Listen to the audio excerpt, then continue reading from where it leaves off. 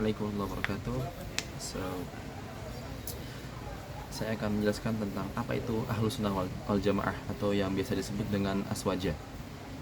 Nah, apa itu Aswaja? Aswaja itu adalah sebuah teologi atau sebuah pemikiran yang secara turun-temurun diturunkan dari Rasulullah SAW, kemudian diturunkan para sahabat, kemudian dilanjutkan oleh para tabi'in, kemudian dilanjutkan juga oleh para tabi'in.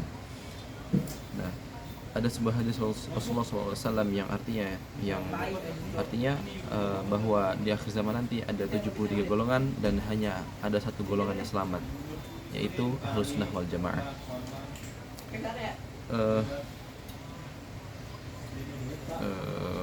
Munculnya Aswaja tidak lepas dari dinamika pemikiran Islam yang berkembang pesat di era pasca Nabi Muhammad SAW. Aswaja hadir sebagai respon terhadap berbagai aliran teologi yang muncul seperti Khawarij, Murji'ah, Qadariyah, Jabariyah, dan Syiah. Aswaja itu dicirikan oleh beberapa prinsip fundamental, diantaranya seperti yang moderasi. Aswaja itu berada di tengah-tengah di antara yang sangat ekstremis dan sangat liberal gitu. Dan Aswaja berusaha menjaga keseimbangan di antara kedua itu dengan dalam berbagai aspek kehidupan, seperti menolak fanatisme buta atau taklid buta terhadap salah satu ulama atau suatu kelompok, kemudian menganjurkan lebih bermoderasi dalam beragama, seperti menerima tentang adanya berbagai pendapat dalam Islam. Kemudian Aswaja juga meyakini bahwa akal dan wahyu saling melengkapi saling memahami dalam beragama Islam, seperti digunakannya Al-Quran dan Sunnah sebagai landasan untuk mengamalkan akidah Ahlus Sunnah wal Jamaah ini. Aswaja juga menerima ijma' para sahabat sebagai sumber hukum Islam yang autentik. Ijma' dianggap sebagai representasi dari konsensus umat Islam pada masa awal Islam, yang dianggap sebagai periode paling murni, karena Rasulullah SAW pernah bersabda bahwa sebaik-baiknya umatku adalah para sahabat. Kemudian siapa saja orang-orang yang berkontribusi dalam pengembangan akidah Ahlus Sunnah wal Jamaah?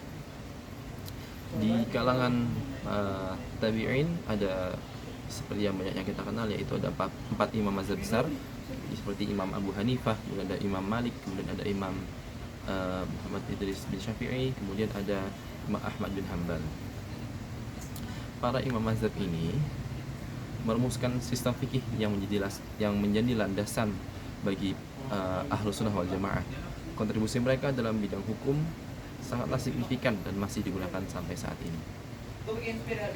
Kemudian ada Imam Al-Ghazali. Beliau dikenal sebagai pemikir sufi yang berhasil memadukan teologi, filsafat, dan mistisisme dalam kerangka Aswaja, seperti berbagai karya-karyanya yang masih digunakan dan masih dikaji hingga sampai sekarang, yaitu kitab Ihya Ulumuddin dan kitab Al-Munqidh min Ad-Dhalal, yang sangat memberikan dampak besar atau pengaruh besar dalam Ahlus Sunnah wal Jamaah. Kemudian ada Imam Ibnu Hajar Al-Asqalani. Dia merupakan salah satu ahli hadis terkemuka yang memberikan kontribusi penting dalam pemurnian dan pemahaman hadis Nabi SAW. Salah satu karyanya yaitu Fathul Bari menjadi salah satu referensi utama dalam ilmu hadis. Kemudian ada Imam Ibnu Taimiyah. Beliau dikenal sebagai pemikir kritis yang berani menentang berbagai aliran bid'ah di masanya. Kontribusinya dalam memerangi bid'ah dan meluruskan pemahaman Islam sangatlah berharga. Kemudian pengaruh dan peran Aswaja di Indonesia gitu. Di Indonesia, Ahlus Sunnah wal Jamaah oleh mayoritas umat Islam dengan Nahdlatul Ulama sebagai organisasi Islam terbesar. NU memiliki peran penting dalam menyebarkan pemahaman Aswaja di Indonesia melalui berbagai kegiatan pendidikan, dakwah, dan sosial kemasyarakatan. Kemudian NU juga mendirikan ribuan pesantren di seluruh Indonesia yang menjadi pusat pendidikan dan dakwah Aswaja.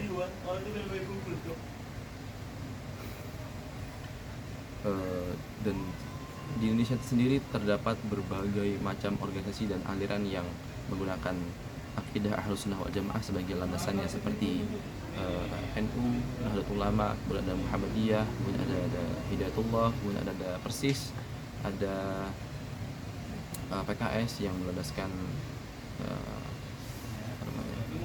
dari Mesir itu, dan lain sebagainya gitu. Dan semuanya itu merupakan hal yang benar. Nah,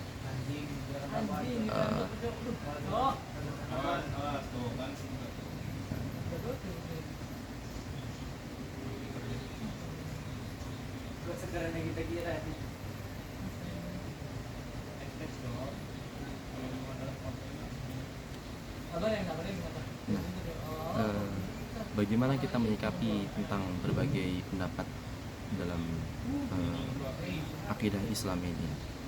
Tentunya sebagai umat Rasulullah, kita harus menyadari bahwa Ahlus Sunnah wal Jamaah ini adalah satu-satunya akidah yang benar, karena hal ini termasuk dalam usul, yaitu hal yang tidak bisa diperdebatkan dan tidak bisa ada cabangnya gitu. Jika ada suatu golongan yang menyeleweng atau melenceng dari urusan akidah ini, maka sudah dapat dipastikan bahwa kendaraan tersebut keluar dari agama Islam atau bisa jadi melenceng begitu.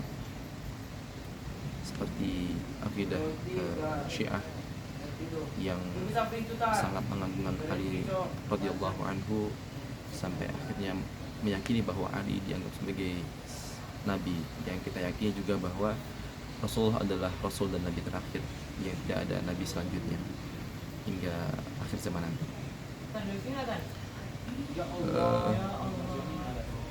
Di Indonesia sendiri masih banyak hal-hal yang sangat mudah dipecah belah, karena kita masih sering berdebat dalam masalah furu, dan banyak sekali di antara kita yang masih memperdebatkan tentang masalah usul ini gitu. Seperti tentang yang kembali dijelaskan oleh dosen kita, yaitu tentang maulidan, tentang selawatan, tentang yasinan, segala macam. Hal tersebut merupakan hal furu yang mereka mempunyai hujah masing-masing yang masih bisa dibenarkan atas perbuatannya itu. Mungkin cukup sekian. Assalamualaikum warahmatullahi wabarakatuh.